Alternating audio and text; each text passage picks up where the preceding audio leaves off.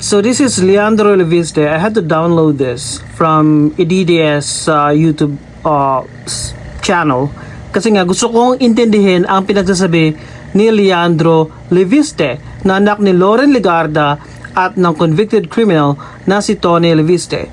Okay? At pinapanood ko to. This is almost 2-hour video na live niya na kung saan sinasagot niya yung tanong ng mga reporters. And mayroon lang ako napansin, okay? Kasi nga, ang daming mga DDS na boplax, hindi naiintindihan.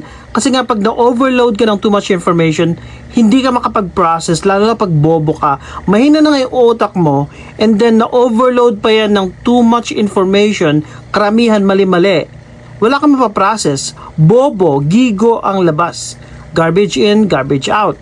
So, kailangan nating himay-himayin, intindihin kung ano ba itong pinagsasabi ni Leandro Leviste. Ang daming mga contradictions, kumbaga. Kasi nga, recently lang nagsabi si Vince Dizon na hindi niya in-authenticate yung datang hawak ni Leviste. So, unang-una, ang sinasabi niya is, may hawak siyang tinatawag niyang Cabral files o listahan. Ano itong mga listahan na to? Ito yung mga per district allocation ng DPWH projects.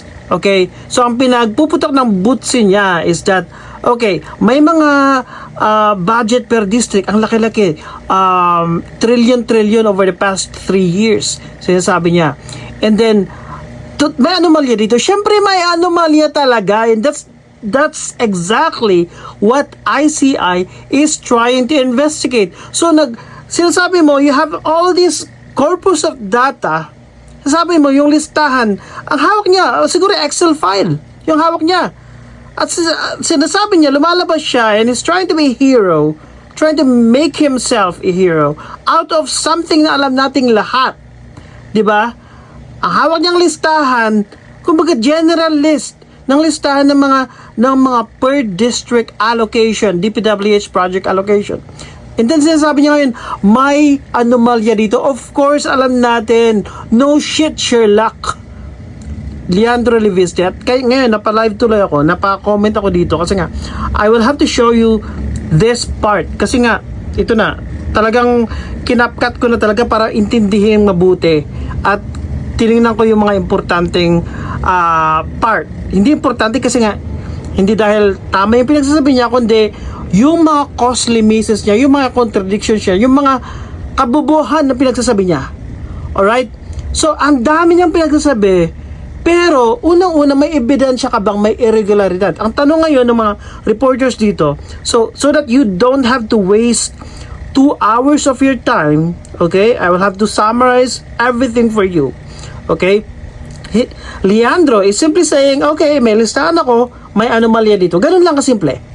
Ganun lang kasimple. Ang tanong, may ebidensya ka ba ng irregularidad? Wala siya mapakita. Ang sinasabi niya, okay, mayroon at mayroon yan. Siyempre, mayroon at mayroon yan. That's the job of the investigators and the ICI to probe and check and investigate. Diba? Kung wala kang smoking gun, you better shut the fuck up.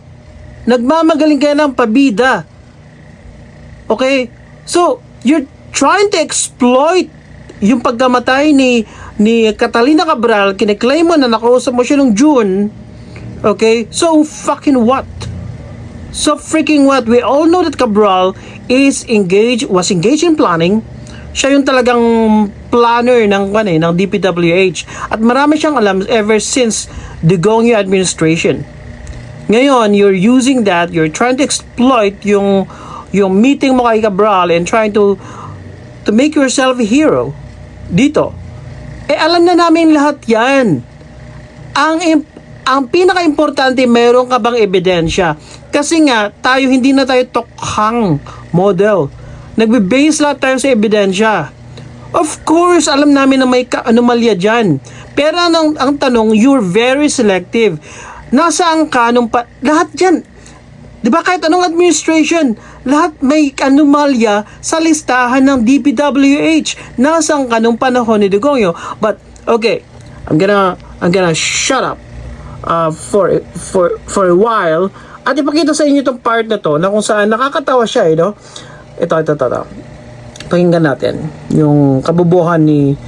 Sir, nako-confuse lang ako dun sa paki-clarify lang po yung earlier na sinabi nyo na walang irregular doon sa budget data and that, yun nga, hindi... Yan. Hindi niya alam kung may irregularity or illegality sa budget data. Kumbaga, sweeping generalization lang siya. Sabi niya, napakalaking data yan. Lahat ng mga distrito sa buong Pilipinas na may DPWH budget, you're claiming na may anomalya. Mayroon talaga anomalya dyan. Putang ina, di ba? Ayan, tinatanong ka na ngayon ng diretsahan. Kaya yung mga DDS, nakita ko lang to na, siguro bayaran tong reporter na to. Kayong mga DDS, hindi kayo na, konting-konti na yung putang inang utak nyo, hindi nyo pa ginagamit, ibenta nyo na lang, okay? Kayo pa yung pinakamaingay sa lahat. Hindi ka nakakaintindi. At sa harapan, wala kayong alam eh. enough ito to file a case. So Ayan. why is there a big deal Tapos yung umiyak. on this data? Kung maaari ko pong ipaliwanag. Okay. Kung meron 20 billion peso budget ang isang distrito sa isang Ayan. Bago niya na, paliwanag ko muna kung ano yung tanong na yun. Why is it a big deal? Na yung pinagsasabi niyang data, yung lahat ng mga data ng mga distrito. Kung wala ka namang ebidensya ng irregularity, yung specific evidence, hindi yung sweeping claim na okay, may anomalya dito, hindi pwedeng ganun yun. Okay, so ito yung sagot, yan yung sagot niya na Why is there a big deal on this data? kung maaari ko pong ipaliwanag. Kung meron 20 billion peso budget ang isang distrito sa isang taon, Okay, naisip mo ba yung Pulong Duterte? Tinanong mo ba si Pulong yung 51 billion niya? For example, na nabigay sa kanya because sacred cow yung kanyang budget, di ba? How did Pulong Duterte get that? Through Cabral, Catalina Cabral, di ba? At inamin yan mismo ni Cabral. o 60 billion peso budget sa apat na taon. 51 sabihin mo na, 3 taon. Leandro, 51 sabihin mo na, bobo mo. That's not enough. But Hindi talaga enough kasi you don't have evidence. You only have the data. Okay, may 51 billion si Pulong. Kaya nga ini-ignore yan ng mga DDS. Kasi nga, where's the evidence? Yun yung sinasabi nila, di ba? Imbestigahan ngayon, kaya imbestigahan sila ng ICI, di ba? Kaya nga tumakas na si Pulong. So, yes. Where's the evidence? You don't have evidence. Ngaw-ngaw ka ng ngaw-ngaw, Leandro. it's worth asking. Yeah. That's what we've all been asking over the past 2 years. Diba? More than 1 year. Nasaan ka? Doon nung sa budget ni Pulong yung pinag-uusapan na 51 billion. Okay? Na binigay ni Cabral, na involved si Cabral. Ibang mga distrito ay may 10 billion. At ang ibang mga distrito naman ay may 30, 40, 50, 60 billion. 51 billion. 51 billion. Ha? Huwag mong kalimutan yan. Huwag mong kalimutan yan, ha? Ha? Bakit? Bakit? At saka, He's grasping for information. Kumbaga, iniisip niya yung pinagsasabi niya kasi nga, hindi niya alam yung pinagsasabi niya. Kumbaga, sweeping generalization, sweeping accusation without proof. At mali-mali pa yung pinagsasabi niya kasi nga, recent interview lang ni Dizon, okay, na hindi niya inauthenticate. Wala siyang alam sa pinagsasabi nito.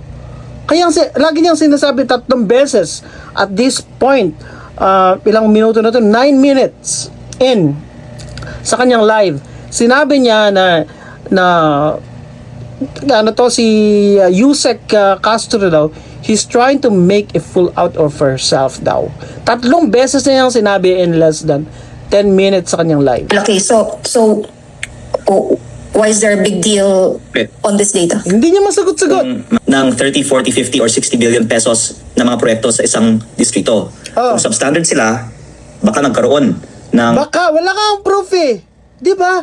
Alam nating mayroon talagang anomalya, but we always base it on evidence.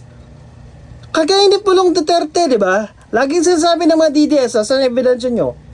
We use the same question para sa inyo. Nasaan ang ebidensya mo ngayon? Ipakita mo para alaman tayong lahat, di ba? maanomalyang transaksyon. Oh, Sino alam ba namin yung yan. contractor? Ano ang connection ng proponent sa contractor? Ngayon, Yan ang investigative. nagtanong ka ba? Yan ang pinagsasabi mo. Tinanong mo ba yung 51 billion ni Palong? Ngaw-ngaw ka na ngaw-ngaw, siya yung pinakamalaki sa lahat. Diba? Asan ka ngayon? Bobo. Na dapat gawin ng ICI at Ombudsman. Ako Oh, ginagawa na nga, ongoing na nga, di ba? Although na may nag-resign na. Ngaw-ngaw ka na ngaw-ngaw kasi pabida ka, wala ka namang alam. Putang ina, I don't wanna waste. Nasa 9 minutes pa lang ako, wala ka na eh. Leandro. Okay, alam namin lahat yan, no shit Sherlock, sabi nga nila, di ba? Ang tanong, total lawmaker ka, di ba? Magpasa ka ng batas. Magdemanda ka. Ibigay mo ang lahat ng ebidensya mo sa ICI. Yun yung proseso. Hindi yung tukhang. Di ba? Yun lang. Bye-bye.